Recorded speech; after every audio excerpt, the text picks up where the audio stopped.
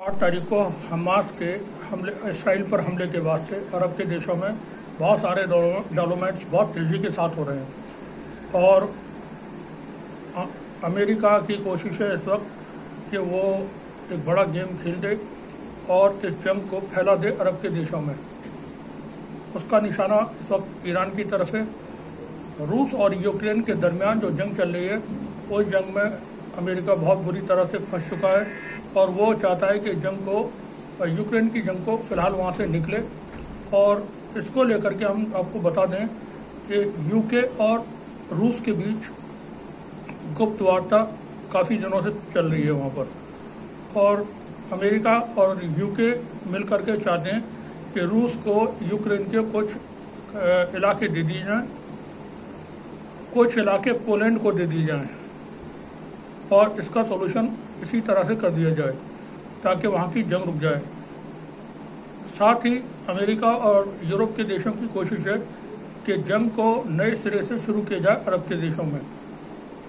Hamas के हमलों के बाद से जो इसराइल की सूरत हाल है वो कुछ इस तरह से है कि इसराइल इस वक्त तैश में आकर के गुस्से में या बदला लेने की वजह से वो फ़लस्तीन के इलाकों पर गाज़ा पट्टी में ख़ास तौर से बहुत भयानक वाले हमले कर रहा है और ये हमले हो रहे हैं एयर से, एयर स्ट्राइक की जा रही है और मिसाइल। ज़मीन पर लड़ने के लिए अभी इसराइल ने अपनी फ़ौज नहीं उतारी है। 4 दिन जबकि अभी तक बीत चुके हैं और इसराइल की हिम्मत नहीं हो रही है कि वो अपनी ज़मीनी फ़ौज को गाज़ा में मुकाबले के लिए भेजे। तो उसकी वजह कई हैं। एक वजह है हिजबुल्लाह की धमकी। हिजबुल्लाह ने साफ धमकी दी है कि अगर इसराइल ने गाज़ा के इलाके में अपनी ज़मीनी फ़ौज को ऑपरेशन के लिए भेजा तो हिजबुल्लाह इसराइल पर हमले कर देगा। थोड़ा सा हिजबुल्लाह के बारे में बता दें। हिजबुल्लाह एक राजनीतिक पार्टी है लेबनान की, साथ ही वो मलेशिया ग्रुप भी माना जाता है। हिजबुल्लाह को अमेरिका और यूरोप के देश आतंकवादी घोषित करते हैं, आतंकवादी संगठन बताते हैं, जबकि रूस, चीन, यहाँ तक कि भारत तक ने उसको सिर्फ मलेशिया ग्रुप माना है, ना कि उस आतंकवादी ग्रुप उसको घोषित किया है। तो हिजबुल्लाह की तरफ से धमकी मिली हुई है। हिजबुल्लाह के पास एक बड़ी फौज है, हिजबुल्लाह के पास ईरान की मदद है, हिजबुल्लाह के पास लंबी रेंज तक मार करने वाले मिसाइल्स और दूसरे जो वेपन्स हैं वो मौजूद हैं। उसके पास ड्रोन की एक बड़ी तादाद है। तकरीबन 2 लाख सैनिक हिजबुल्लाह के पास हैं जो ट्रेंड हैं, वेल ट्रेंड हैं। हिजबुल्लाह ने अपनी फ़ौज को ISIS से लड़ने के लिए सीरिया में उतारा था। ईरान की मदद से वहाँ पर वो लड़े थे और सीरिया से दाइश का बिल्कुल सफाया उन्होंने करने में मदद की और सफाया किया। जो इलाके हिजबुल्लाह के सपोर्ट किए गए थे लड़ने के लिए, हिजबुल्लाह ने वहाँ से दाइश को बिल्कुल पूरी तरह से उनका नामो निशान मिटा दिया। ये लड़ने में बहुत ट्रेंड हैं और इनकी जो प्रशिक्षण है, इनकी जो ट्रेनिंग दी गई है वो बहुत आला दर्जे की है। तो हिजबुल्लाह की धमकी के बाद इसराइल बैकफुट पर है। वहीं अमेरिका ने अपने 2 नेवल वॉरशिप इस वक्त फ़लस्तीन के पास भेज दिए हैं और उसके आने से पूरा का पूरा तनाव बढ़ गया है। हिजबुल्लाह की अमेरिका की स्पेशल जो कमांडोज हैं वो इसराइल पहुंच चुके हैं और वो इसराइल को कोऑपरेट कर रहे हैं। इसराइली सेना के साथ मिलकर के वो ऑपरेशन वगैरह को अंजाम देने की तैयारियां कर रहे हैं हमास के खिलाफ। हमास का इस वक्त कब्जा इसराइल के अंदर कई सारे शहरों में तकरीबन 20 से ज़्यादा जगहों पर हमास का कब्जा है और वहाँ पर इसराइल के जो नागरिक हैं वो हमास के कब्जे में हैं। अब इसराइल के लिए बड़ी चुनौती और परेशानी की वजह यह है कि वो इन लोगों को किस तरह से बचाए और जो बंधक इसराइल के बनाए गए हैं 7 तारीख को वो उनकी तादाद बहुत ज़्यादा है। तकरीबन 1000 से ऊपर माने जाते हैं कि 1000 से ऊपर इसराइल के नागरिक और विदेशों के नागरिक जिसमें यूरोप के भी हैं और अमेरिका के भी नागरिक शामिल हैं। बता दें कि 12 से ज़्यादा अमेरिकी नागरिक हमले में मारे गए थे 7 तारीख को। अब ये जो 1000 से ज़्यादा इसराइल और विदेशों के नागरिक हमास के पास हैं उसको भी सही सलामत छुड़ाने की जिम्मेदारी इसराइल के ऊपर है। इसराइल के प्रधानमंत्री ने एक वीडियो सोशल मीडिया एक्स पर पोस्ट किया था, जिसको लेकर के तुर्की के मंत्री नाराज हो गए और उन्होंने कहा उन्होंने रीट्वीट किया उसको, उसका जवाब दिया और नेतन्याहू के लिए लिखा है उन्होंने कि तुम भी मारे जाओगे। ये जंग फैलने के इम्कानात बहुत ज़्यादा हैं, क्योंकि देखें इसराइल के साथ लड़ने के लिए अमेरिका ने अपनी फौज भेज दी है। अमेरिका के नेवल जो शिप हैं वो पहुंच चुके हैं फलस्तीन के आसपास समंदर में। रमजान कादिरोव जो कि चेचनिया के प्रेसिडेंट हैं, रूस के राष्ट्रपति व्लादिमीर पुतिन के बहुत करीबी और बहुत वफादार माने जाते हैं। यूक्रेन की जंग में रमजान कादिरोव के 30,000 से ज़्यादा सैनिक पहले दिन से जंग में शामिल हैं और उन्होंने यूक्रेन में बहुत सारे इलाकों को खार्किव, मारियोपोल, मेट्रोपोल, लवीव, सूमी इन इलाकों में ऑपरेशन किए और रूस को जीत करके दिए हैं। वहीं कीव के अंदर जो यूक्रेन की राजधानी है, कीव के अंदर भी ये दाखिल हो गए थे, लेकिन रूस ने उनको फिर बाद में विड्रॉ कर लिया था, वापस बुला लिया था, वरना अब तक कीव रूस के पास होता। बखमूत में जिस वक्त जंग चल रही थी और थोड़ा सा हाथ रूस का कमजोर पड़ रहा था, तो वेगनार के मदद के लिए 20,000 सैनिक चेचन फोर्सेस के वहां पर उतारे गए थे, रमजान कादिरोव के सैनिक, और उन्होंने बखमूत के इलाके को भी जीत करके रूस के हवाले किया। ये बहुत ही वेल ट्रेंड सैनिक हैं। रमजान कादिरोव ने एक वीडियो पोस्ट करके कहा है कि वो फलस्तीन को हर तरह से सपोर्ट करते हैं और इस जंग में फलस्तीन की मदद करने के लिए अपने 15,000 सैनिक भेजने के लिए तैयार हैं। अगर राष्ट्रपति पुतिन उनको इजाज़त दें तो वो 15,000 सैनिक वहाँ पर भेजने के लिए तैयार हैं। उससे पहले तालिबान की तरफ से बयान आया था, तालिबान के कमांडर की तरफ से, ना कि तालिबान की सरकार की तरफ से। कमांडर ने कहा था कि अगर हमको हमारे पड़ोसी देश लेबनान और जॉर्डन और ईरान रास्ता देने के लिए तैयार हो जाते हैं तो हम फलस्तीन के लिए लड़ने के लिए जाने को तैयार हैं और 2 घंटे के अंदर हम इसराइल को फलस्तीन को आज़ाद करा लेंगे इसराइल से। अमेरिका अब यहाँ पर क्या हो सकता है, थोड़ा सा ये समझ लें। अगर इसराइल ने गाजा पट्टी में ज़मीनी ऑपरेशन शुरू किया तो हिजबुल्लाह अल्टीमेटली उस पर अटैक करेगा इसराइल के ऊपर।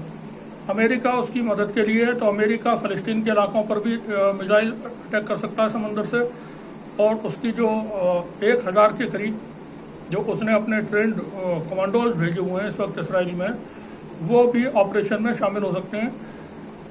साथ ही अमेरिकी जो नेवल शिप हैं उनसे लेबनान को भी या हिजबुल्लाह को भी निशाना बनाया जा सकता है। हिजबुल्लाह को निशाना बनाए जाने पर ईरान हिजबुल्लाह की मदद के लिए सामने आएगा, सीरिया सामने आएगा, जॉर्डन की तरफ से कुछ मदद हो सकती है, इराक की तरफ से खुल के मदद होगी। इन देशों से लड़ने वाले जो लड़ाके हैं जो वहाँ जमा हो रहे हैं, बता दें यमन, इराक और सीरिया में हज़ारों की तादाद में फ़लस्तीन के पक्ष में लड़ने के लिए लड़ाके वहाँ पर गोलबंद हो रहे हैं, जमा हो रहे हैं। तो ये सब लोग मूव करेंगे लेबनान की तरफ और वहाँ जाकर के हिजबुल्लाह के साथ मिल करके अमेरिका और इसराइल से जंग लड़ेंगे। इस सूरत में अमेरिका ईरान के ऊपर भी हमला कर सकता है। अब अगर ईरान के ऊपर अमेरिका हमला करता है तो यहाँ से ये वर्ल्ड वॉर 3 की शुरुआत हो जाएगी पूरी तरह से, आप ये समझ लें। ईरान के समर्थन में रूस, क्योंकि रूस ईरान का बहुत गहरा दोस्त है, चाइना के ताल्लुकात ईरान के साथ बहुत ज़्यादा करीबी हैं। $400 अरब का चाइना इन्वेस्टमेंट वहाँ पर कर रहा है कई सारे प्रोजेक्ट्स में। तो चाइना अपने प्रोजेक्ट्स को बचाने के लिए और ईरान की मदद करने के लिए वो वहाँ पर जो भी हो सकता है वो करेगा। नॉर्थ कोरिया की तरफ से भी कार्रवाइयाँ हो सकती हैं। अब जब रूस ईरान के पक्ष में अपने सैनिक भेजेगा, सीरिया में रूस के सैनिक मौजूद हैं, तो ये जंग जो है 3rd वर्ल्ड वॉर में तब्दील हो जाएगी और उस सूरत में कई सारे नए मोर्चे अरब के बाहर भी खुल जाएंगे। जैसे कि भारत इसराइल को समर्थन देता है, भारत फौजी अगर टकराव होता है तो उसमें शायद हिस्सा नहीं बनेगा, لیکن چین بھارت کی سیما سے لگے ہوئے علاقوں میں دخل اندازی کر سکتا ہے، خاص طور سے لداخ اور اروناچل پردیش میں چھیڑخانی ہو سکتی ہے وہاں پر۔ پاکستان جو اس وقت امریکہ کے ساتھ ہے، پاکستان کی بہت مجبوری ہو جائے گی، وہاں کی جنتا کا بہت پریشر ہوگا پاکستان کی جو موجودہ کیئر ٹیکر سرکار ہے اور پاکستان کی ملٹری کے اوپر کہ وہ اس میں یا تو نیوٹرل رہے یا پھر عرب دیشوں کے ساتھ رہے۔ سعودی عرب جو ایران کے ساتھ اس وقت بہت اچھے اس کے تعلقات ہیں، وہ امریکہ کا ساتھ یہاں پر نہیں دے گا اور ایران کے ساتھ ہوگا۔ تو پوری ایکویشن جو ہے وہ بالکل سامنے ہے، دنیا دو خیموں میں، دو گروپ میں بٹی ہوئی ہے۔ امریکہ کی کوشش ہے کہ وہ کسی بھی طرح سے یوکرین کی جنگ سے نکلے اور عرب کے دیشوں میں جنگ چھڑ جائے۔ تو اسی کی بنیاد پر وہاں پر بہت ساری چیزیں ہو رہی ہیں۔ اس بیچ جو اور جانکاریاں ہیں، جیسا ہم نے بتایا کہ تقریباً 20 سے زیادہ جگہوں پر حماس کے جو سینک 7 تاریخ کو اسرائیل کے اندر داخل ہوئے تھے وہ موجود ہیں، رفح میں موجود ہیں، ایسکلون میں موجود ہیں اور سدرت میں موجود ہیں، اور کئی سارے شہروں میں انہوں نے جو سویلینس ہیں اسرائیل کے ان کو اپنے قبضے میں لیا ہوا ہے اور وہ اپنی پوزیشن ہولڈ کر کے وہاں بیٹھے ہوئے ہیں۔ ان کے پاس بہت اچھے ہتھیار ہیں۔ ان ہتھیاروں کے بارے میں ہم نے ایک ویڈیو میں تھوڑا سا اشارہ دیا تھا کہ ان کے پاس یہ ہتھیار کہاں سے آئے، کون سے ہتھیار ہیں، کس دیش کے ہتھیار ہیں۔ تو آج ہم بتانا چاہیں گے کہ وہ تمام ہتھیار جو فلسطین کے لڑاکوں کے ہاتھوں میں آپ بندوقیں دیکھ رہے ہیں وہ امریکی ہتھیار ہیں، اور یہ وہ ہتھیار ہیں جو داعش کے لڑاکوں سے، داعش کے آتنکوادیوں سے، جو حزب اللہ کے لوگ ہیں اور نصر اللہ کے لوگ ہیں اور جو یمن کے گروپ تھے انہوں نے حاصل کیے تھے جب وہاں پہ آپریشن ہوتے تھے عراق میں، یمن میں اور سیریا میں۔ تو ان کے ٹھکانوں سے جو ہتھیار ملتے تھے وہ امریکی بندوقیں ملتی تھیں، امریکی گنس ملتے تھے، امریکی لانچر ملتے تھے، ان کو پھر فلسطین کو بھیجا گیا یا بیچا گیا۔ تو اس طرح سے امریکہ کے ہتھیار اس وقت فلسطین کے لڑاکوں کے پاس ہیں۔ اچھی گن ہے وہ، اور آٹومیٹک گنس ہیں، ان کی کیپیسٹی بہت زیادہ، ان کی جو ویلوسٹی ہے بہت زیادہ ہے۔ تو ان ہتھیاروں کے ساتھ حماس کے لڑاکے اس وقت موجود ہیں۔ اسرائیل اس وقت بہت ہی بری پوزیشن میں ہے۔ وہ دکھانے کے لیے اس وقت ہوائی کارروائیاں ہو رہی ہیں وہاں پر اور میزائل اٹیک ہو رہے ہیں۔ میزائل اٹیک میں وہ فلسطین کے جو رہائشی علاقے ہیں وہاں پر تباہی مچا رہے ہیں۔ بہت ساری عمارتیں وہاں پر ڈھہ گئی ہیں، اسکول ڈھہ گئے ہیں۔ تقریباً 2.5 لاکھ لوگ اس وقت ریفیوجی کیمپ میں ابھی 7 تاریخ سے ابھی تک وہ بالکل بے گھر ہو گئے ہیں۔ 2.5 لاکھ، 1.5 لاکھ لوگ پہلے سے ہی جو UN کے ریفیوجی کیمپس بنے ہوئے ہیں وہاں پر موجود ہیں۔ وہاں کھانے پینے کے سامان کی قلت ہونے جا رہی ہے۔ مصر کی طرف سے کچھ کھانے کا سامان بھیجا گیا تھا۔ اسرائیل نے اس سے پہلے کہا تھا کہ اگر مصر کی طرف سے کسی بھی طرح کی ایڈ آئے گی تو ہم اس کو نشانہ بنائیں گے، لیکن ایسا نہیں ہوا۔ جو سامان کے ٹرکس وہاں پر بھیجے گئے کھانے پینے کے وہ فی الحال سرکشت وہاں پہنچے ہیں غزہ تک۔ مصر میڈیشن کر رہا ہے اس میں، بات چیت جو فریق ہیں اس میں ان کے ساتھ میں بات چیت ہو رہی ہے، لیکن ابھی بات چیت کا کوئی نتیجہ نکلنے کی امید نہیں ہے، کیونکہ اسرائیل چاہتا ہے کہ ہم جو اس کی بے عزتی ہوئی ہے، جو اس کی سارا کچھ اس کا خاک میں ملا ہے، تو وہ اس کو کسی طرح سے اپنی جیب کو مٹائے اور دنیا کو دکھائے کہ ہم نے بہت زیادہ بدلہ لیا ہے، لوگ اس سے ڈریں۔ سوال امریکی انٹیلیجنس ایجنسیز اور جو اسرائیلین ایجنسیز ہیں ان پر بہت اٹھ رہے ہیں۔ دنیا بھر کے جو میڈیا ہے، اسرائیل کا میڈیا ہے، وہ ان سے پوچھ رہا ہے کہ آپ کی موساد، آپ کی شین بیٹ، یہ کیا ہوا ان کو؟ جو ملٹری انٹیلیجنس ہے اسرائیل کی، اس کو کیا ہوا؟ آپ کو کیوں خبر نہیں لگی؟ اسرائیل کی جو ایجنسیاں ہیں، شین بیٹ، اس نے صاف کہہ دیا کہ ہمیں نہیں معلوم کیا ہوا، ہمیں جانکاری نہیں ملی۔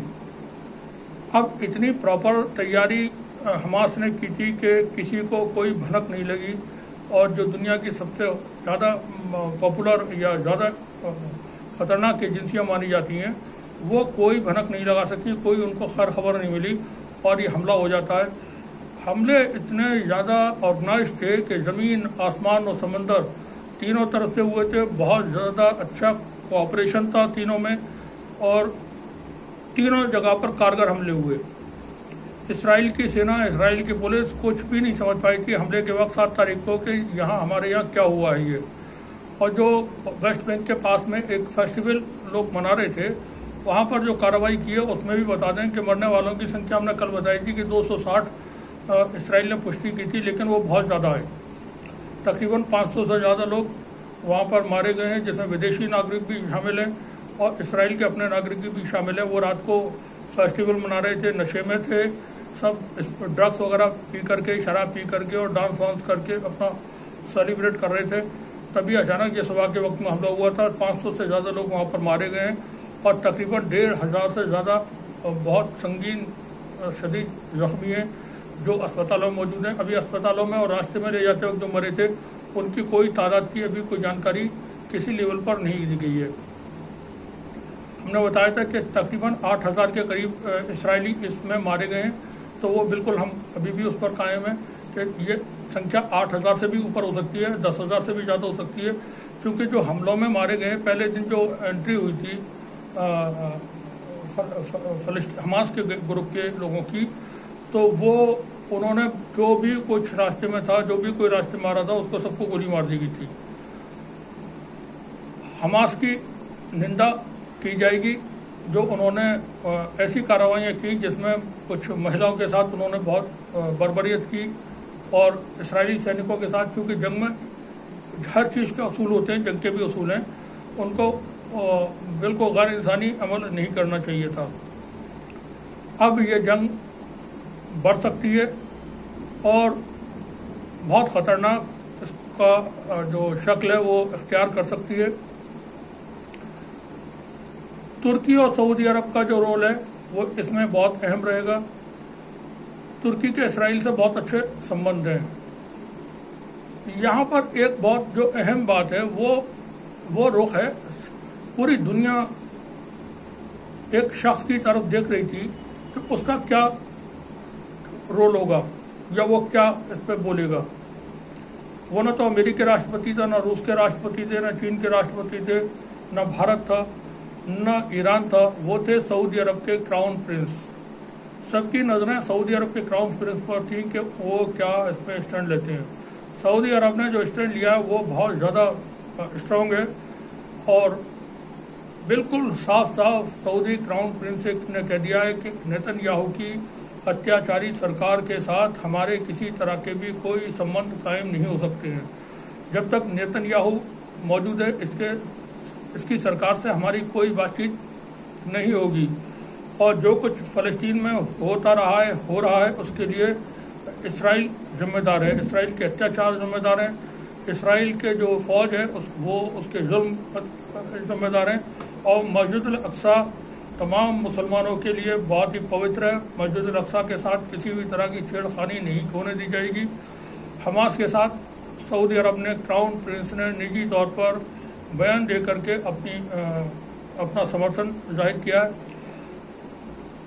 اور بہت سارے جو ٹویٹس ہیں وہ یو اے ای کی جو راجکماری ہیں، راجکماری ہند، ان کے ٹویٹ آپ دیکھیں گے تو انہوں نے ری ٹویٹ بھی کیے ہیں کراؤن پرنس کے.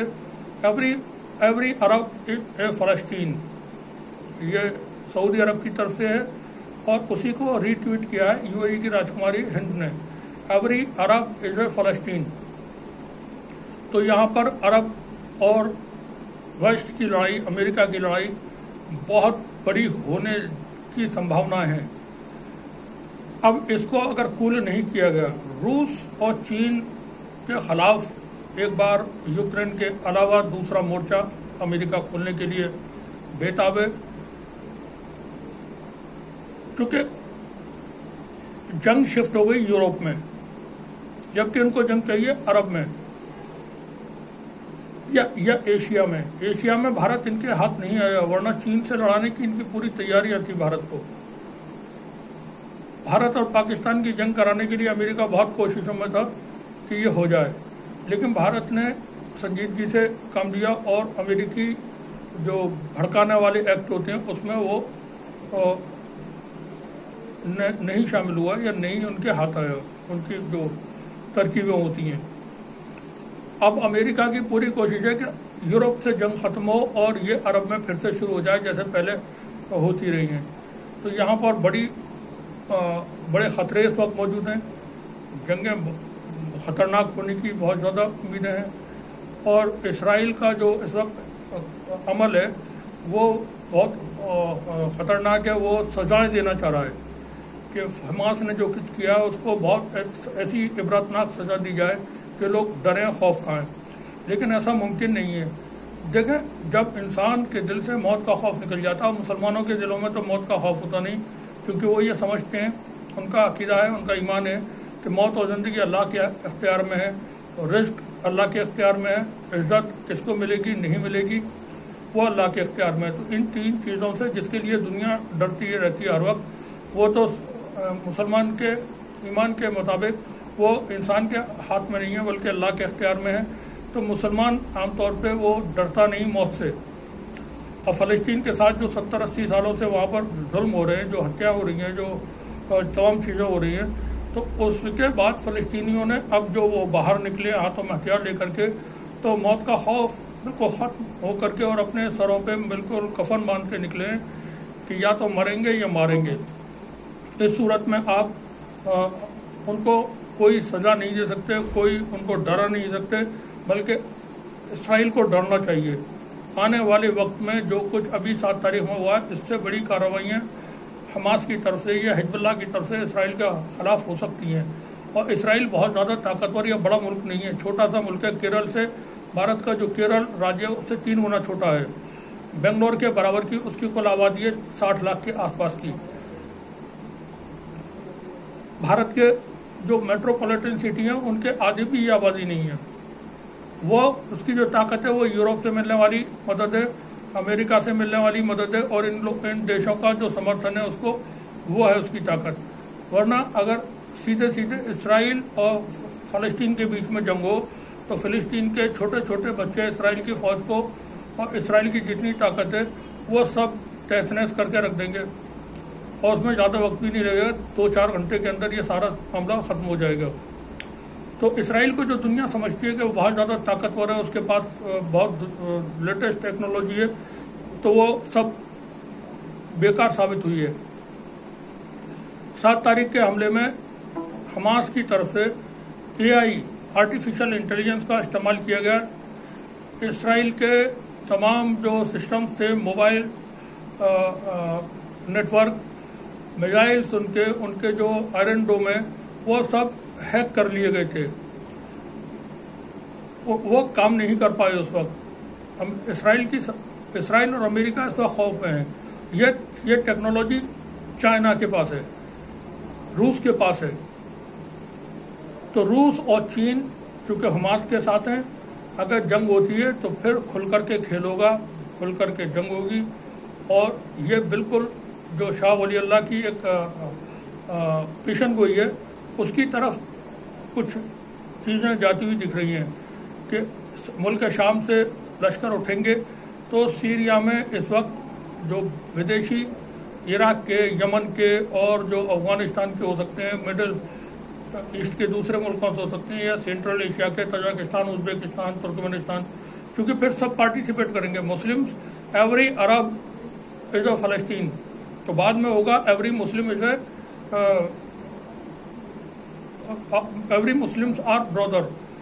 تو سارے مسلم دیش جو ہے وہ اکٹھا ہوں گے، ان کے یہاں سے لڑنے کے لیے نوجوان یا لوگ پہنچیں گے، ان کے جو اور سینک ہیں یا ان کے یہاں جو سنگٹھن ہے وہ پہنچیں گے، اور پھر یہ سب سیریا سے موو کریں گے فلسطین کی طرف۔ الگ الگ جھنڈے ہوں گے، ان کے الگ الگ ملکوں کے لوگ ہوں گے۔ تو شاہ ولی اللہ کی جو ایک پیشن گوئی ہے، پریڈکشن ہے، یہاں اس طرف بھی کچھ دکھتا ہے کہ شاید ویسا نہ ہو جائے جب وہ فلسطین کو جا کر کے آزاد کرائیں گے۔ تو فلسطین کی آزادی کئی طرح سے نزدیک دکھتی بھی ہے۔ امریکہ اور یورپ کے دیش بہت زیادہ لمبے وقت تک فلسطین کو اب نہیں بچا سکیں گے، یہ بات طے ہو گئی ہے۔ وہ خون خرابہ کر سکتے ہیں، فلسطین کے لوگوں کی ہتیایں کر سکتے ہیں، اور زیادہ سے زیادہ ظلم کر سکتے ہیں، لیکن اب ان کے لیے زندگی آسان نہیں رہی ہے۔ فلسطین کے لوگوں کے لیے سمرتھن امریکہ سے بھی مل رہا ہے لوگوں کو، اور یورپ کے دیشوں سے بھی مل رہا ہے، آسٹریلیا سے بھی، دوسری جگہ سے بھی۔ جو عام لوگ ہیں وہ وہاں ڈیمانسٹریشن کر رہے ہیں، پروٹیسٹ کر رہے ہیں اور فلسطین کو سپورٹ کر رہے ہیں۔ تو دنیا کو ایک نیا کچھ دیکھنے کو مل سکتا ہے۔ بنے رہیے ہمارے ساتھ، دیکھتے رہیے ٹیچنگ نیوز۔ آپ سبھی کا بہت بہت شکریہ۔